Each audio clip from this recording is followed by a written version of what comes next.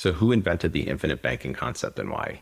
Well, as you probably know, it was Nelson Nash. But the fascinating part of this is the why side of it. And in order to understand that, you have to look at Nash's background and the environment that he found himself in. Nelson Nash was a forester, meaning he had a very long-range mindset. He was also a businessman and an entrepreneur. In addition to that, though, he was a life insurance agent. So this unique pedigree gave him a background that not many others have. Moving on to the environment that he was in. Unfortunately for Nelson, in the late 70s and early 80s, he was under tremendous financial pressure.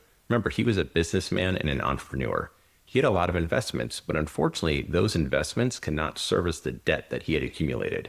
You have to realize that Fed fund rate at that point was around 20%, and inflation was over 14% at its peak.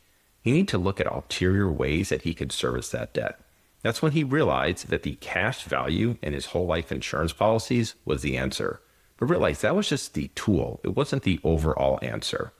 This long-term mindset that he had, it allowed him to look at things very differently. And what he did was he realized that the control over his capital was the most important thing. He needed a way to build, store, and access his capital so that he could do things on his terms and have it constantly working for him. Ultimately, because of his life insurance background, he realized that the best tool to control his capital was properly structured, dividend-paying whole life insurance. So to wrap this all up and put it together, it was that unique environment and his unique background, combining those two together, that ultimately led to the infinite banking concept. All right, if you found this valuable, please like. If you'd like to hear more information like this, go ahead and subscribe.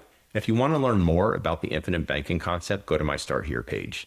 In my next video, I'll be comparing infinite banking to buy term and invest difference. I'll see you there.